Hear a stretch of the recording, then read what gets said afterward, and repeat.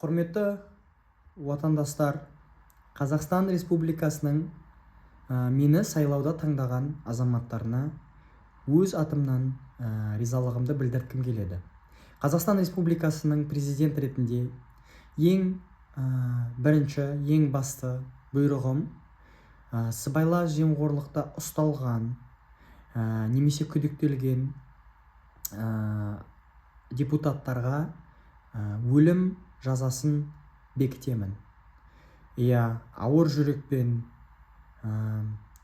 қиын шешіммен бұл қорытындыға келіп тұрмын. Адамның психологиясы, егер адам жазадан қорқпайтын болса, бұл біздің жауымыз, дұшпанымыз пайда бола береді. Ал егер біз өз қоғамымызды, өз мемлекетімізді жоғарғы деңгейге әкелгіміз келсе, сыбайлас жемқорлықтан бастауымыз тиіс. Сондықтан қоғамды орындарда бүкіл депутаттар өлімге жазаланады. Екіншіден, олардың отбасылары мемлекеттің, үкіметтің, биліктің жеке, яғни дербес қамтамасыз етуіне, бақылауына алынады және қорғанады. Үшіншіден, егер Қазақстан Республикасының азаматтары сыбайлас жемқорлыққа қалауын немесе тырысымын, талпынысын білдіртсе, оларда қылмыстық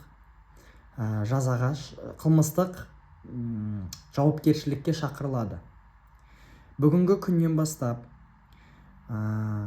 полиция немесе үкіметтің қызметкеріне пара ұсыну бұл қылмыстық жауапкершілікпен теңеледі.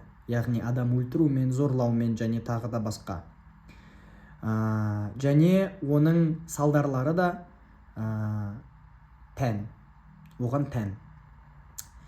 Төртіншіден, төртінші бұйрық, бүкіл полиция жүйесі, бүкіл полиция қызметкерлері бақылау тестінен өтеді. Ол батыстың Американың құрама штаттары және Европаның көптеген елдерінен көшіріледі де, шетелден профессионалдар шақырылады, шеберлер полиция қызметінің. Содан кейін бүкіл әлеуметтік пакет беріледі. Жаңадан жұмысқа қызметке алынған полиция қызметкерлерінің өздеріне және отбасыларына толық әлеуметтік пакеті беріледі. Оның ішіне пәтер, яғни тұрғын жері, үкімет өз алдымен береді.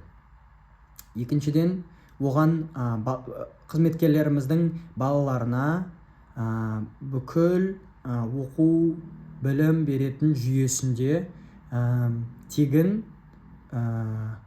үкіметтің қаражатына оқу ұсынылады. Яғни мектеп, балабақша, мектеп, университет бәрі үкіметтің өзі, мемлекетіміздің өзі ұлттық қазынамыздан қаражат алынып, оған төленеді, қамтамасыз етіледі. Қазіргі полиция қызметкерлерінің айлықтары 3 немесе 5 есе өседі. Бұл жаңағы айтылған әлеуметтік пакетінің үстінен. Бесіншіден, аграрлық реформа бекітіледі. Біздің әмбебап аграрлық реформа. Яғни қазынамыздан сыбайлас жемқорлық номер 1 дұшпанымыз болып рәсімделген соң, біз осы қорытындыға, ұғымға толықтай әмбебапты келген соң, біз қазынамыздан үлкен бөлігін өз азық түлік тағам өнімдерін өсіруге, яғни өсімдіктер, бидайдан жасалатын ұн, нан, сүт өнімдері, ет, соның бәрі импорттан бас тартылады. Және де өз еліміз Сырдария өзенінің бойында, оңтүстік Қазақстанның аймақтарында үлкен инвестиция құйылады. Және де қазірден бастап мен жариялай салайын. Қазірден бастап біз қызметкерлерді іздеудеміз. Егер сіз бидай немесе басқа өсімдіктерді, басқа культураларды өсіргіңіз келсе және соған қатысқыңыз келсе, үкімет үлкен көмек береді. Ауылда тұру мүмкінсіз, бірақ оның бәрі қамтамасыз етіледі, және бұл біздің бүкіл қоғамымыздың, бүкіл еліміздің берекетіне үлкен үлес. Сондықтан сіздерде марапатталанасыздар. Содан кейін көптеген завод ұйымдастырылады. Бұрында Кеңес одағы кезіндегі көптеген өнім істейтін, азық-түлік өнімдерін ұйымдастыратын, өндіретін заводтар қайтадан өз шартына келтіріледі. 10 миллионнан аса бұл бүкіл істерге 10 миллионнан аса жаңа жұмыс орындары ашылады. Осы аграрлық реформа жеміске, табысқа келген соң, біз өз халқымызды өзіміз асырай алатын, қамтамасыз ете алатын жағдайға, деңгейге, дәрежеге келген кезде және келгеннен кейін инфляция және азық түліктерге әсіресе инфляция деңгейлері сәл қойылады, сәл тұрақтылады. Қазірден бастап бір жылдан кейін осы бағаларына, азық түлікке бағаларына бізде үкіметте және халықта тікелей контролі пайда болады.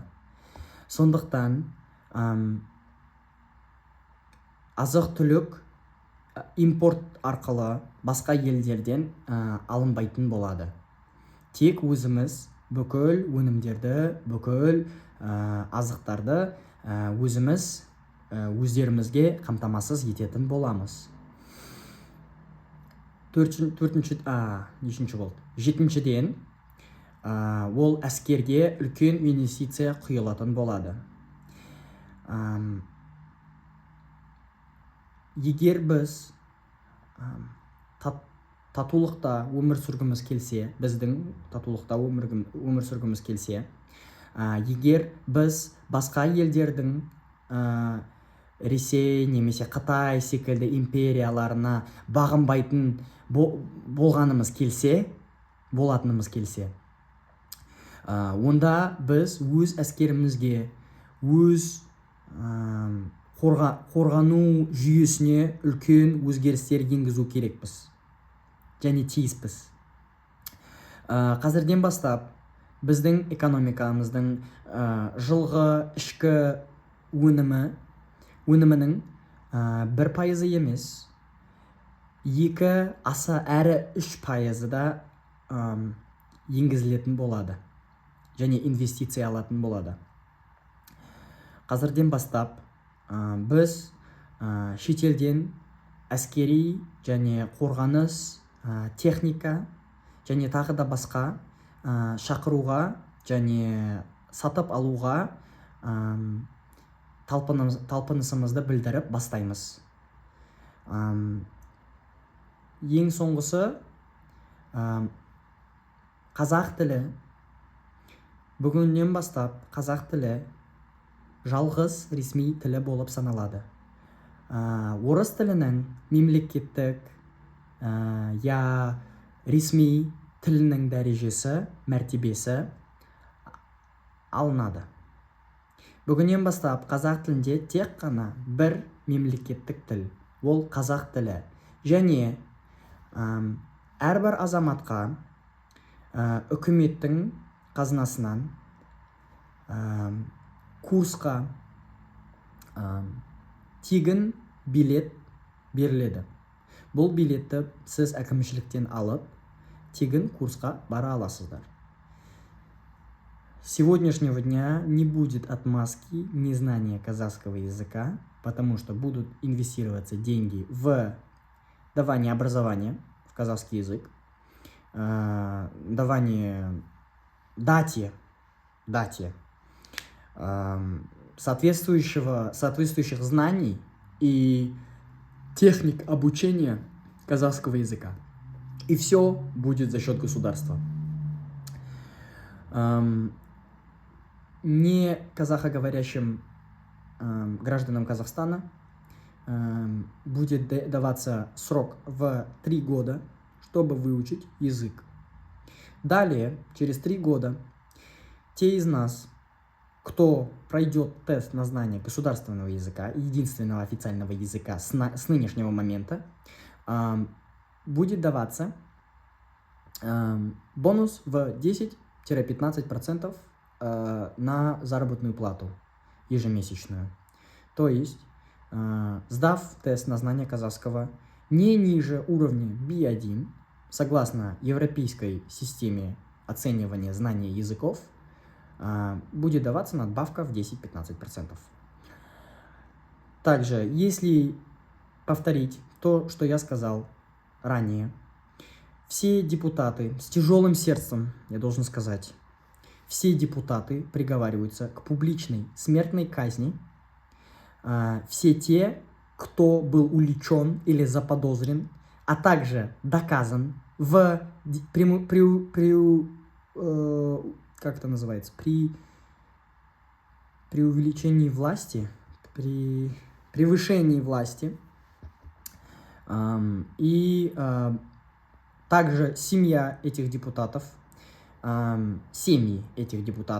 будут взяты под особый государственный контроль. Не будет позволено никакого гнобления, никакого буллинга в сторону данных людей. И они будут обеспечиваться за счет государства в знак солидарности утраты кормильца в семье. Также полицейская система будет расформирована полностью. Будет введен стандартизированный тест, взятый наподобие примерных полицейских систем Соединенных Штатов и Европы. Далее, те, кто не пройдут, будут отстранены от службы и не смогут никогда больше поступить на службу в государственные органы Республики Казахстан. В дальнейшем новым служащим и тем, кто сдал этот тест, те, кто обладает профессиональными навыками, которые способны этично и профессионально служить народу, им будет надбавка в зарплате, точнее увеличение зарплаты в 3-5 раз. Далее будет обеспечен полный социальный пакет, что подразумевает, во-первых, жилищные условия за счет государства, а также образование детям, начиная от детского сада, заканчивая университетом, все за счет государства. Далее, после того, как будут решены эти проблемы, коррупция будет объявлена врагом номер 1 во всей Республике Казахстан, и даже попытка дать взятку уполномоченному лицу и представителю власти будет приравниваться к уголовной ответственности, и, соответственно, караться будет соответственно. Далее будет введена аграрная реформа, которая позволит нам производить собственную продукцию и не зависеть от импорта внешних стран. Будут огромные средства из бюджета страны, из государственной казны, будут внедрены в южной области Казахстана, вдоль реки Сырдарья, после дальнейшего решения вопроса насчет дамбы, которую поставил Узбекистан в 2020-х годах в начале. И мы будем вкладывать все возможные усилия для того, чтобы решить проблему продовольствия. Мы будем выращивать свои культуры, зерна, молочные продукты, мясные изделия и так далее. Все для того, чтобы мы имели полный контроль над ценами и чтобы инфляция не скакала в продуктовых магазинах, чтобы была уверенность в завтрашнем дне.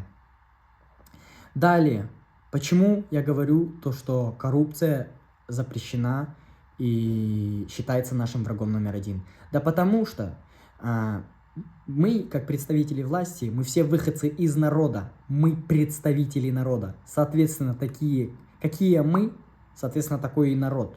И чтобы поменять власть, нужно поменяться самому нашему казахстанскому народу. Далее будут огромные средства также вкладываться в самооборону Республики Казахстан. Вместо того, чтобы надеяться на такие державы, сверхдержавы, империи, как Россия и Китай, мы, или даже Турция, мы будем вместо нынешнего 0,5% от внутреннего валового годового продукта, то есть ВВП годового, будет вместо этого уделяться 2, а то и 3% всей нашей экономики в оснащение, переоборудование и наем солдат в армию Республики Казахстан, вооруженные силы. Также будут привлечены также профессионалы из-за границы и куплено обмундирование, вооружение из лидирующих стран по производству оружия. Так как если ты не можешь постоять за себя, то быть славным малым в нашем мире – это не благо. Никому от этого не хуже и не лучше, ты не делаешь это никому лучше. Соответственно, лучше, если ты способен постоять за себя. Если мы способны постоять за себя, но при этом мы дальше продолжаем выбирать мирную стратегию, мирный вектор внешних дел Республики Казахстан. Далее, қазақша жалғастырып, уран индустриясы Мұхтар Жакишев ағамыз, атамыз кезінде бастағандай қайтадан өндіріле басталады. Уран қазіргі технологияларымыз, адамзат технологиялары бойынша өте заманауи және өте тиімді қуат көзі болып саналады. Сондықтан біз атом электростанцияларын, электробекеттерін ұйымдастырып бастаймыз. Ол үшін шетелден тағы да профессионалдарды шақырамыз. Осындай өзгерістер біздің отанымызға маңызды деп есептеймін.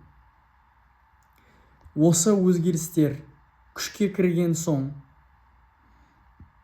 біздің өміріміздің, Қазақстан Республикасының орташа азаматының өмір сапасы көбесе өсу тиіс және биігу тиіс.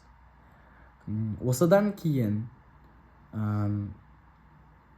біздің парламентімізде, мәжілісімізде Америкада айтылғандай System of Checks and Balances, яғни тексеру және баланс жүйесі енгізіледі. Президент менен кейінгі президенттер өз ұсындарын, өз ұсынуларын, өз идеяларын біріншіден парламентпен ауызбіршілікке келу тиіс. Содан кейін ғана бүкіл өзгерістер күшке кіреді. С этого дня президенты после меня будут привлекаться к системе, которая называется Systems of Checks and Balances, или система проверок и балансов, которая внедрена в Соединенных Штатах Америки с 1776 года. Соответственно, любой президент, вступивший во власть после меня, будет должен выдвинуть свои идеи сначала парламенту, и путем не единогласного решения, но решения большинства